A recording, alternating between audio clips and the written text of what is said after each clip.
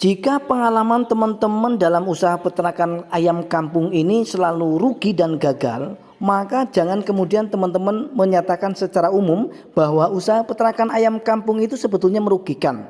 Tidak boleh begitu. Kenapa?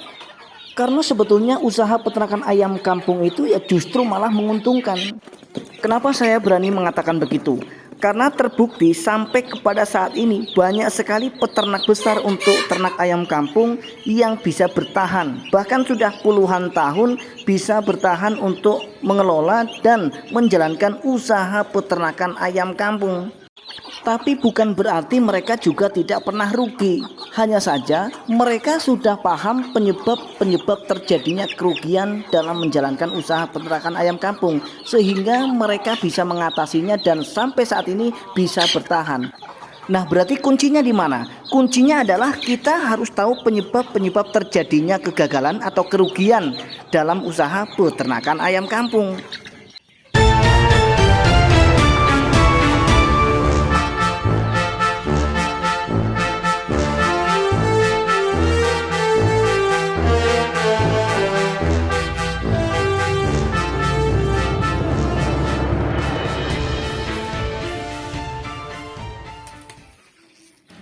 Assalamualaikum warahmatullahi wabarakatuh. Apa kabar teman-teman dan sobat semua hari ini? Saya doakan mudah-mudahan teman-teman senantiasa dalam keadaan sehat walafiat, murah rezekinya, serta dimudahkan dalam segala urusannya. Amin ya robbal alamin.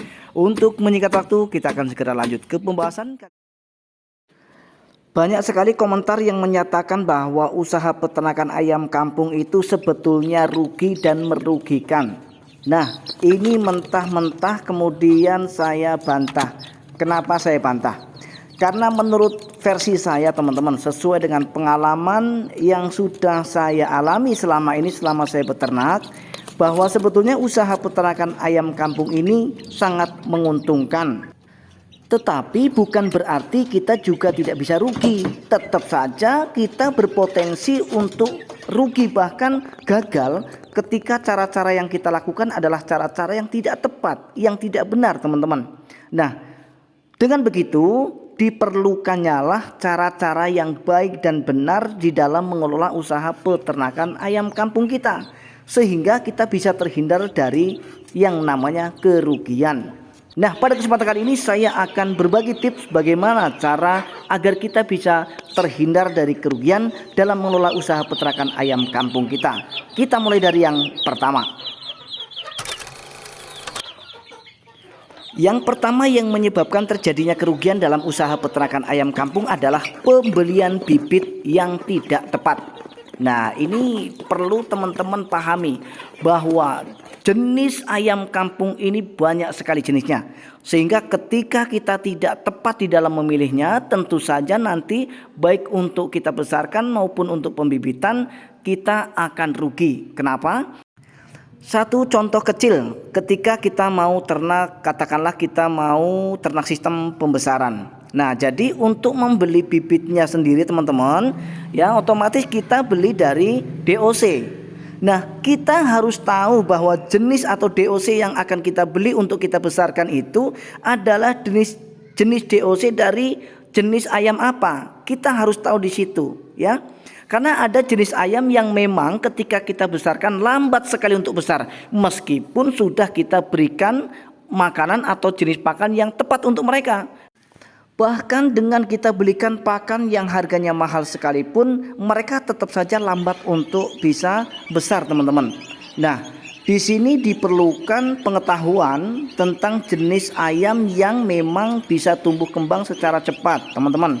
Nah, kalau saran saya, yang saya alami teman-teman dan semua, ketika kita memang mau beternak tetapi kita menginginkan keuntungan, maka silahkan kalau teman-teman hanya memiliki indukan ayam kampung biasa, maka silahkan teman-teman silangkan dengan ayam Bangkok. Jadi bisa indukannya yang biasa, kemudian jantannya yang Bangkok, ya teman-teman. Nah, karena terbukti dengan kita menyilangkan antara indukan ayam kampung biasa dengan pejantan ayam Bangkok, nanti hasil DOC-nya ketika kita besarkan akan sangat cepat sekali untuk besar, ya teman-teman. Nah, kenapa saya berani mengatakan ini? Karena memang sudah saya uji coba.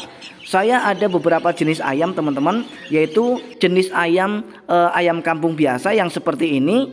Ini lambat sekali besarnya, padahal saya juga sudah memberikan jenis pakan yang harganya mungkin katakanlah paling di atas ya teman-teman, yang harga per kilonya itu bisa 13.000 ya teman-teman. Nah tetapi pada faktanya pertumbuhannya juga biasa-biasa saja. Bahkan ketika kita bandingkan dengan DOC ayam kampung yang sudah kita silang dengan bangkok, maka jauh sekali perbedaannya teman-teman ya, dari sisi pertumbuhan. Dan ini sudah saya buktikan teman-teman. Nah sehingga ini juga akan sangat berpengaruh untuk kita mengalami kerugian ketika kita memang menggunakan jenis atau bibit ayam yang tidak tepat untuk kita besarkan. Ya, karena secara pengeluaran pakan kita akan tetap mengeluarkan pakan dengan takaran yang sama, dengan pengeluaran pakan yang sama, dengan waktu yang sama, tetapi hasilnya berbeda. Ya, nah inilah kemudian pentingnya kita memilih jenis atau bibit ayam yang untuk kita besarkan ini adalah jenis ayam yang tepat. Jangan sampai nanti kita salah pilih jenis ayam, ya, supaya nanti teman-teman tidak atau jauh dari yang namanya kerugian. Ya teman-teman, nah ini menurut saya, sekali lagi menurut versi saya, karena memang sudah saya coba teman-teman. Nah kemudian faktor kedua yang mempengaruhi terjadinya kerugian dalam usaha peternakan ayam kampung adalah jenis pakan yang tidak tepat. Nah ini sering kali terjadi teman-teman, sering kali terjadi pada pemula ya. Nah jadi pemahaman tentang jenis pakan yang tepat untuk ayam kampung beda usia itu sangat diperlukan teman-teman. Nah banyak kerugian justru malah datang dari awal pertama kita membesarkan anak ayam ya, yang mana banyak sekali dari teman-teman pemula ini justru malah salah memilih jenis pakan. Meskipun sama-sama dari pabrikan teman-teman, ketika teman-teman memang baru beli bibit dari DOC yang usianya mungkin katakanlah 3 hari sampai dengan paling lama 1 minggu, itu sebetulnya dari pihak toko ternak juga sudah menyediakan ya.